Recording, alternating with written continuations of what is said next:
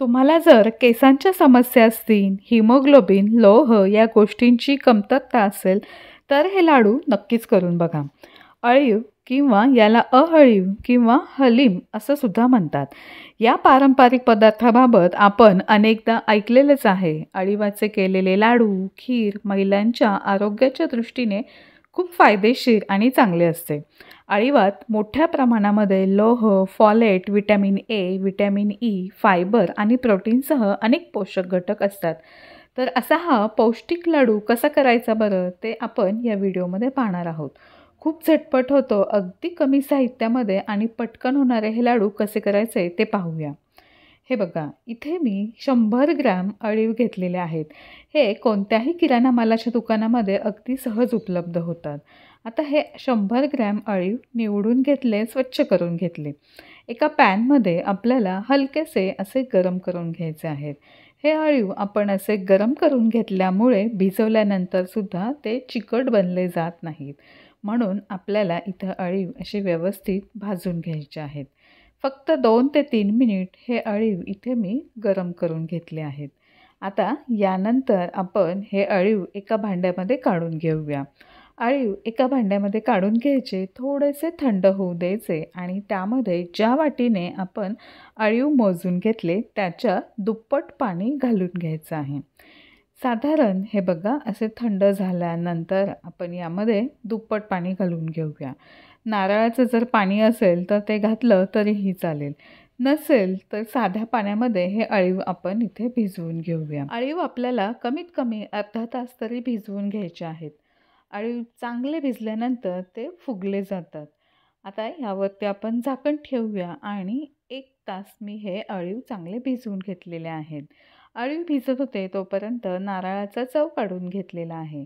जेवढे अळीव आहेत त्याच्या 2 पट ते 2.5 पट आपल्याला इथे नारळाचा चव घ्यायचा आहे. वजनी प्रमाणात म्हणाल तर 250 ग्रॅम इतकं मी इथे नारळाचा चव घेतलेला आहे. 150 ते 200 ग्रॅम गूळ बारीक चिरून घ्यायचा आहे किंवा गूळ पावडर वापरली तरीही चालेल. हे अळीवाचे लाडू इथे ओला नारळ वापरल्यामुळे जास्त दिवस टिकले जात नाही. म्हणून आपण इथे नारळ थोडासा भाजून घेऊया, म्हणजे लाडू टिकण्यासाठी मदत होईल. पॅन गरम झाला की त्यामध्ये हा नारळाचा चव घालून घ्यायचा. त्यामध्ये 1 चमचा तूप घालून घेऊया आणि 3 ते 4 मिनिट हा नारळाचा जो चव आहे तो चांगला असा परतून घेऊया. खूप जास्त आपल्याला नारळाचा चव इथे भाजायचा नाही, अगदी रंग बदलेपर्यंत. हलकासा इथे आपण गरम करून घेतल्यानंतर यामध्ये जे आपण भिजवलेले अळीव आहेत ते सगळे इथे घालून घेऊया. अळीव घातल्यानंतर यामध्ये लगेचच जो आपण गूळ घेतलेला आहे बारीक चिरून तो सुद्धा घालून घेऊया. आता हे तीनही आपण सगळं व्यवस्थित एकत्र करून घेऊया. हे बघा, अशा पद्धतीने सगळं मिश्रण असं आपल्याला एकत्र करून घ्यायचं आहे.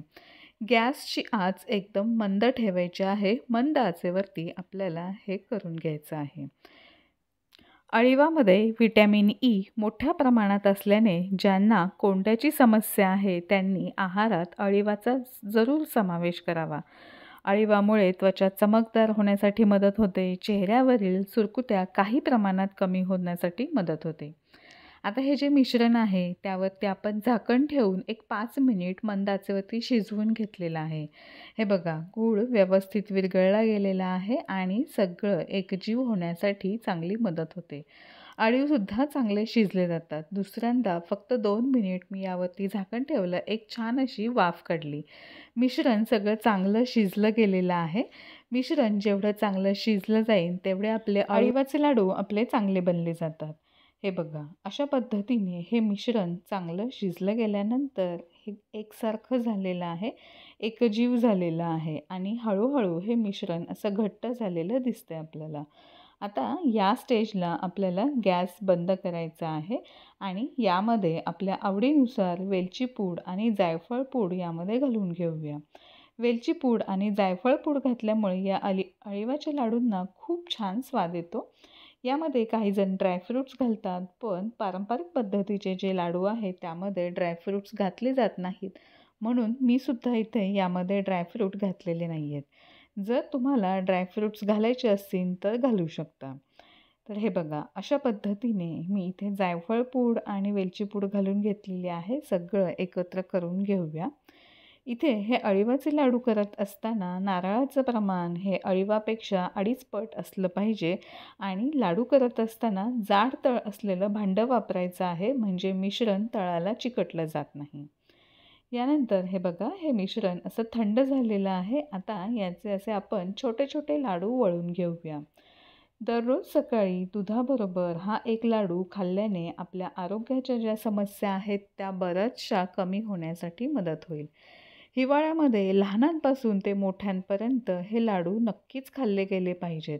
बाळंतिणीच्या आहारामध्ये तर या लाडूचा समावेश जरूर करावा. तर अशा पद्धतीने आज हे पौष्टिक अळीवाचे लाडू आपण केलेले आहेत.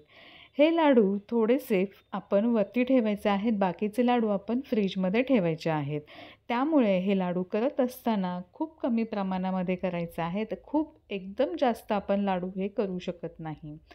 तर अशा पद्धतीने केलेले हे लाडू तुम्हाला कसे वाटले हे कमेंटमध्ये नक्की कळवा.